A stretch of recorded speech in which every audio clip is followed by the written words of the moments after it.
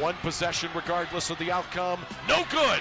Quick rebound. No timeouts for NAU. They've got to hustle. Up court, Lloyd. 3-shot. It's bang! The Lumberjacks win it! I can't believe it! Oh my goodness! NAU wins the game on a 3. Cone up court quickly to Lloyd. He hesitated for a moment, got Satterfield to fly by. I'm going to say 0.4 of a second. And 0.3 of a second is the least amount of time you can get to get a shot off. So they have enough time to get one shot out, catch and shoot right away. Hunter Woods for the inbound pass. So 0.4 of a second. He can run it. He runs the baseline to the left. Here's the baseball pass high up into the air. It's caught! Oh my goodness! I can't believe what I just saw! Unbelievable ending. Portland State and Northern Arizona. Whew. Conference tournament. Both of these teams significantly below 500. This is interesting to see. Your daily sports podcast, news, narratives, takes, and gambling. 5 teams that punched their ticket to the big dance. Jackson Mahomes is a creep. And the NFL Combine is where we start today. Anthony Richardson broke the record for the vertical jump. That's right. So we'll just break down the game we just watched. So there it is. Northern Arizona, they were down 2. They hit a 3 at the buzzer, but it wasn't at the buzzer. 0.4 of a second left, and then you have to toss it the length of the court and just kind of like volleyball it in, and they did. Portland State improves to 11-15 on the year and advanced to whatever conference, Big Sky, I think Portland State is. It's a pretty good football conference in Division I AA or FCS or whatever you want to call it these days. Yes, Anthony Richardson, the freak prospect they're comparing him to Josh Allen, Cam Newton. He's got an insane arm. He ran a 4.40. He weighs like 250 pounds. He jumped 41 inches. Most athletic quarterback in pro football history when he comes into the league. He needs to control his mechanics and become more accurate. Lost in the hype for Anthony Richardson, though, was the just beautiful execution by another quarterback who participated in workouts, C.J. Stroud, who I think is going to go number 1 overall. I've thought this for a while. My draft prediction is as follows. Right meow. C.J. Stroud, the Ohio State quarterback, goes 1 to the Indianapolis Colts, who trade up and get him. Then the Houston Texans take Will Anderson, and that's as far as I'm willing to go right now. A lot of speed at the combine, some records broken. The vertical jump for an offensive lineman. BYU had a guy that jumped like, I want to say 40 inches or something crazy. Let's see. He's 6'7", 302 pounds, 37-inch vertical. What a dude. Is he going to play offensive tackle? He should play defensive tackle. He should play linebacker. So, yeah, Combine was awesome. One of the fastest 40 times of all time, 4.26 from some Michigan defensive back. I forget. Doesn't really matter. DJ Turner. What's up, DJ Turner? This is shaping up to be a class where most people are like, nah, they're okay. I think all the quarterbacks are great, actually. This is, in a weird way, similar to last year. I had this take, and it wasn't quite true. Not yet. We'll see. I think that this class might be the best quarterback class in a long time. Mostly because all the draft people are like, they're not as good. Remember the whole Trey Lance and Zach Wilson thing? Well, it turns out Trey Lance and Zach Wilson were projects, and they were just obsessed with them. I think that the quarterbacks this year are much better. They all look good. Bryce Young, he weighed in at over 200 pounds and then probably took a massive dookie. He weighed in at, so he played at Alabama, and there's no way he was over 195. No chance when he was playing. Now he weighs 204 or 205 or something. It's just water weight. It's just gaining muscle. He'll gain muscle. It takes years. And you don't want him to gain muscle in the upper half of his body. And you want his core to be strong. But listen, they said this about Wayne Gretzky too. Like, well, what if he gets hit? Like, well, what if he doesn't? Then he'll be the greatest player of all time. I don't think that's true for Bryce Young, but he's really good. So draft class has kind of been a bummer. This is an insanely athletic draft class, but none of them appear to be very good on tape, except for the defensive end from Alabama, Will Anderson, and the defensive tackle for Jalen Carter. Plenty of time to talk about the draft. Free agency seems like it's going to be a bummer in the NFL this year. Carson Wentz was released. He was in Indianapolis kind of hanging around with agents. So he's trying to play in the NFL, and the word on the street is from Peter King, and I think Ian Rappaport and other people that he's willing to be a backup. Interesting. Maybe he's been humbled. I don't know, Margot. I don't know. Yeah. Let's go to Jackson Mahomes. So this happened on Friday. We'll investigate further. Maybe for Controversial Wednesday, we'll save it. Jackson Mahomes is a creep and has been charged, I think, with sexual harassment and physical assault. This is the manager of a restaurant he frequents and has been kicked out of a couple times. He is grabbing her and kissing her. And yeah, is an arrest warrant filed? Has he been arrested? Let's get some facts here. Facts might be. He's accused of assault at the Kansas City restaurant. The video came out. It's bad. So we're in a situation, remember, where there were rumors that Patrick sat his wife and brother down. He was like, hey, don't fuck this up for me. And then he promptly fucked it up. Jackson, that is, I don't know about. I think her name is Brittany. They have kids. I'm sure she's young and rich and attractive and powerful. I'm sure she is going to mature into someone who is going to have her shit together. But she's young, and like all of a sudden you're dating a college football quarterback who maybe has a shot to go pro to like the greatest, most popular athlete in the Western world. So I think she's annoying, but I think Jackson is a douchebag, and that's two different things. Jackson is actually a criminal, it looks like, by watching the tape. We have no idea the context, but it does look like something that would lead to like rape and shit. So we're not going to play the video here. Just not going to.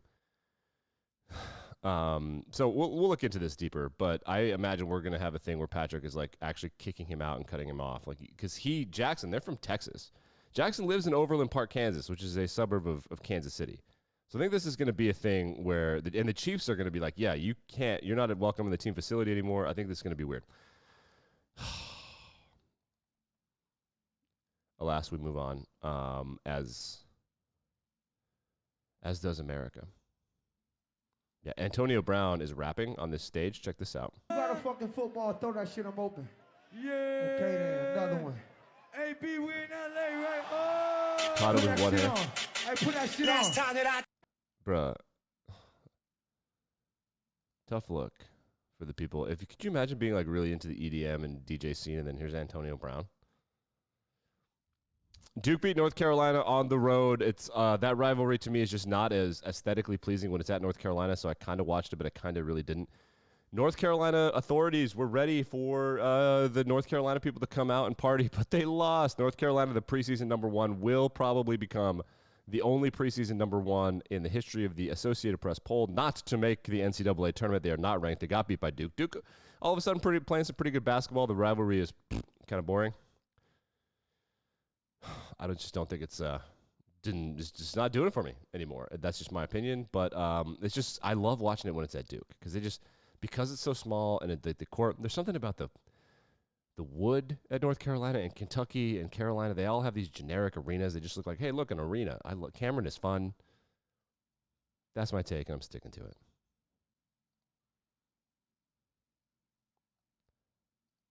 That is my take, and I'm sticking to it. So, oh yeah, should we do this baseball thing? They banned the shift this year. Not only the pitch clock thing has happened, but they've banned the shift, but the MLB teams have figured out a way around that. All they're doing, so say they're shifting, right? They're going to take the third baseman, they're going to move him over by first base so that there are three infielders on one side of the infield and one infielder kind of by second base. They're just saying, hey, hit it to the left side. We know you can't. We know you're not disciplined enough or good enough. People want that out of baseball because it kind of takes down the amount of singles. It dampens the amount of offense. Well, now all teams are doing is they have four infielders, just taking the left fielder and moving him over there and putting him in left field. So the shift is not banned. They found a way around it. And again, listen, the shift, you cannot want more offense and also want the games to be faster. Every time there's a hit that's not a home run, the game just drags on. Outs are good for speed of games. Baseball's in this weird prisoner's dilemma or this like conundrum or paradox or whatever you want to call it. They're in this weird thing. Yeah. Other big news over the weekend, the Memphis Grizzlies star, Ja Morant, who is a superstar. We've been talking about him. We were early on him as someone who's going to be the real deal. He was on an Instagram Live where he was flashing his piece. When I say piece, I mean weapon, murder weapon. He's also been kind of accused of beating up 17-year-olds at a mall. So he's got this gun on the Instagram Live. The Memphis Grizzlies suspended him for 2 games. Then the NBA is investigating. This is bad. Everybody is calling him out for this. I don't know the situation. We're going to look into this for Controversial Wednesday, but the vibe on TikTok, the vibe on Twitter, and the vibe on Reddit is that he's not a hard guy. It's not like Allen Iverson, who's got some loyalty to some people he shouldn't be having loyalty to. That's my read on it. I believe that people are saying, Ja, you're from the burbs, bud. Not that that's not an excuse. Like, anybody's Second Amendment can buy a gun, but like flashing it around, and the NBA has had problems with guns in the past. Gilbert Arenas famously would bring guns to the facility. Who was that? Washington, I think he was with Washington Wizards. So it's a whole thing for them, the NBA having guns. So they are kind of cracking down on this. They don't want this to be the case, but the Grizzlies know that it's going to be bad, so they suspended him on their own, got out in front of it. And you just see a guy like Ja who, he's impressionable. So you really hope that for the most part, somebody in the NBA, like, I don't know about, like, LeBron's getting pretty old, but I don't know, someone he respects, maybe like a Kawhi Leonard or a Jimmy Butler type would be good. If you're like, hey, come here, please. Let's talk about the gun thing. Please don't do that. He's going to be worth, if he makes it to his next contract, like say there's a worst case scenario where, you know, a tragedy happened and he was no longer in the NBA for whatever reason, he wouldn't get the money, but he's going to get a max contract soon, which would be worth like somewhere between $250 to $300 million over 5 to 10 years, depending on the terms of the deal and whatever. He could die a billionaire with how inflation is going and how much we love sports. Like, that's where he's trending, and he's playing with this gun on Instagram Live. Like, he's holding it in a frame next to his face on his verified account. UFC happened over the weekend. John Jones victorious, but the story was that Jake Gyllenhaal was there filming a movie, and look at him. There he is, fighting. They must have allowed the actual crowd to take videos of this because normally whenever, like, if you see a movie or something shooting in a city and they catch you filming it, they'll, like, yell at you and threaten you and stuff, which there's some legal, depends on state by state, and I do know about that. But it was a featured extra in a couple scenes in one of the Creed movies, and I imagine that whatever movie this is for Jake Gyllenhaal, they just didn't want to pay to set something like that up. So they're like, hey, Dana, can we just do it there instead of like paying all this money? Like, they're already going to have crowd control. Can we just do it? And Dana's like, yeah, give us a production credit or give us a cut or whatever the deal was, which I totally vibe with that. That's fun. John Cooper benched some of the best players in the world. The coach for the Tampa Bay Lightning, he benched Nikita Kucherov, Steven Stamkos, and Braden Point, his 3 best players. Kucherov is one of the greatest Russian-born players of all time. Stamkos is one of, I don't know, top 50, 80, 90. I don't know. He's a really good player. And Braden Point is their 3rd best player, and he benched them all. Remember, these guys have won back-to-back Stanley Cups, and then last year they were the runners-up.